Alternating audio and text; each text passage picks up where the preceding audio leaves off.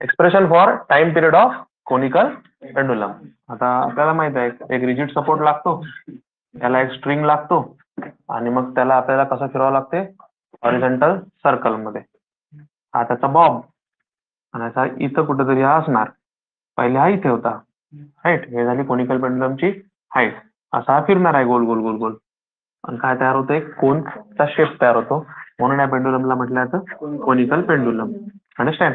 काय म्हटलं जातं, कोनिकल पेंडुलम. मग आता कोनिकल पेंडुलमला तुम्ही मास अटॅच केल्यामुळे त्याच्यामध्ये टेन्शन प्रोड्यूस होईल. काय प्रोड्यूस होईल, टेन्शन. आणि याची ही राहील लेंथ एल. याच्यामध्ये जे टेन्शन राहणार ते आपण टी ने दाखवत असतो, पण या ठिकाणी T0 ने दाखवणार, कारण आपण पिरियडिक टाइम काढतोय आणि पिरियडिक टाइमचा सिम्बॉल कॅपिटल टी असतो. म्हणजे मी तर दोन टी येणार, एक टेन्शन साठी आणि एक पिरियडिक टाइम साठी. कन्फ्युजन नाही व्हावं म्हणून टेन्शनला T0 ने रिप्रेझेंट करू आपण. कशाने? आणि पिरियडिक टाइम येणार टी. Got it?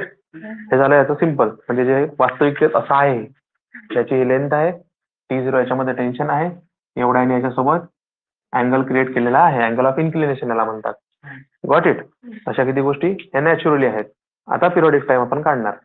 मग आता आपल्याला याचं सगळं चित्र पालटायचं आहे, म्हणजे याची एफबीडी काढायची आहे. हे असं होत असताना याच्यावर कुठले कुठले फोर्सेस ऍक्ट होतात. अंडरस्टँड?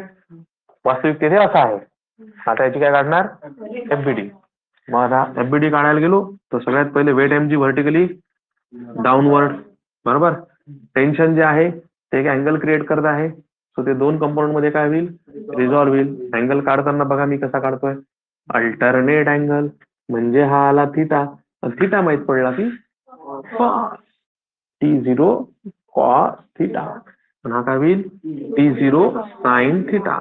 आणि हा गोल गोल फिरत आहे म्हणजे हे याची काय राहील, रेडियस. अंडरस्टँड? हे डाऊट याच्यामध्ये नाही. सगळ्या सिच्युएशन बॅलन्स्ड आहेत. सुरू. T0 cos theta balances weight, म्हणजे T0 cos theta is equals to mg. Equation 1.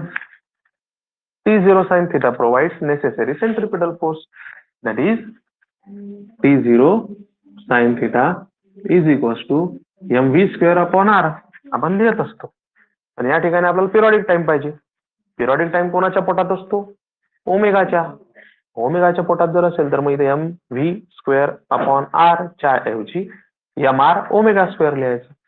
गरज जशी आहे तसा फॉर्म्युला वापरायचा.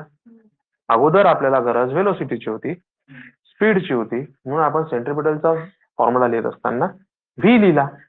आता टी पाहिजे, टी ओमेगा मध्ये असतो, म्हणून मग ओमेगाचा फॉर्म्युला लिहायचा. समजलं? जशी गरज तसा फॉर्म्युला. गरज टी ची आहे, टी ओमेगा मध्ये आहे, म्हणून ओमेगा लिहा. म्हणजे फॉर्म्युला येईल एम आर ओमेगा स्क्वेअर. याला इक्वेशन नंबर 2. मग आपलं तेच equation 2 divided by equation 1. Format ठरलेला आहे. एमजी ची इक्वेशन पहिली असते, सेंट्रिपिटल फोर्सची इक्वेशन दुसरी असते. दुसऱ्याला पहिल्यानी डिवाइड करत असतो. तेच करतोय. ओके, म्हणजे सिक्वेन्स सेम असला की लर्न करायला सोपी जातं.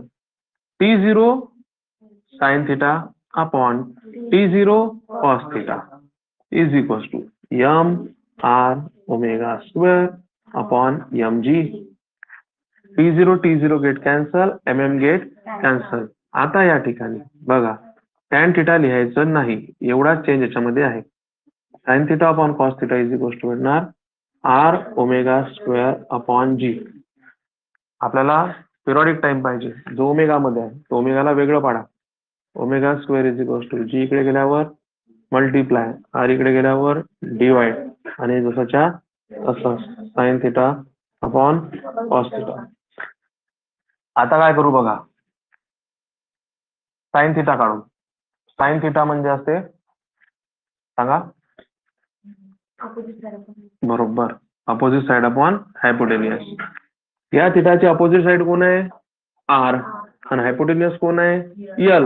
म्हणजे sine theta is equal to काय भेटते, R upon L. So therefore omega square is equal to G by R into sine थिटाच्या ऐवजी काय लिहिणार तुम्ही, R upon L into 1 upon cos theta तसा R R get, that is हे भेटणार G upon L cos theta.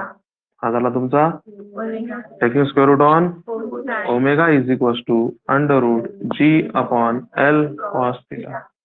आपल्याला माहित आहे but omega is equals to 2π/t. बरोबर. आता ओमेगा तू टी बाहेर काढा, ठीक आहे. Omega is equals to 2π/t.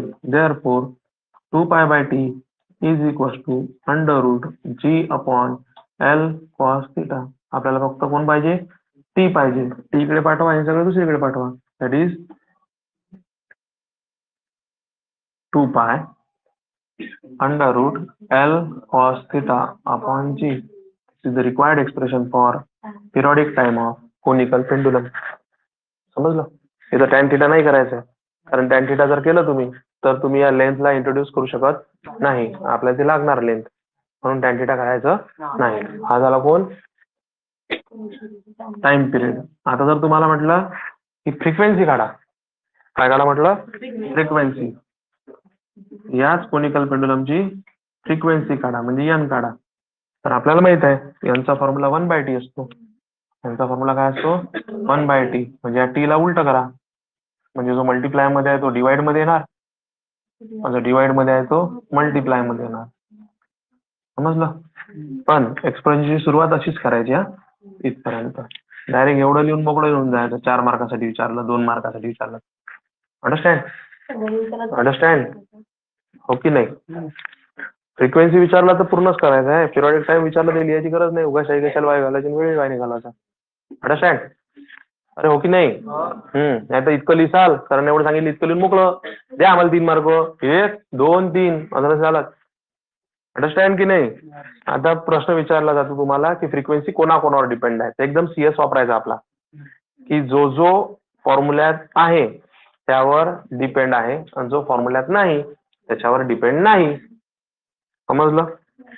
जसं फ्रिक्वेन्सी जी आहे, एल आहे, कॉस थिटा आहे, याचा अर्थ फ्रिक्वेन्सी जी वर डिपेंड आहे, फ्रिक्वेन्सी एल कॉस थिटावर डिपेंड आहे. पण फ्रिक्वेन्सी कोणावर डिपेंड नाही? मासवर, कारण मास इकडे काय झाला होता? कॅन्सल. कोणावर डिपेंड नाही? टेन्शनवर, कारण टेन्शन पण काय झालं होतं? कॅन्सल. इंडिपेंडेंट आहे. अंडरस्टँड? मग आता जो समोरासमोर असेल त्याला आपण डायरेक्टली प्रोपोर्शनल म्हणतो, म्हणजे frequency is directly proportional to square root of G. Frequency is inversely proportional to square root of L and frequency is inversely proportional to square root of cos theta.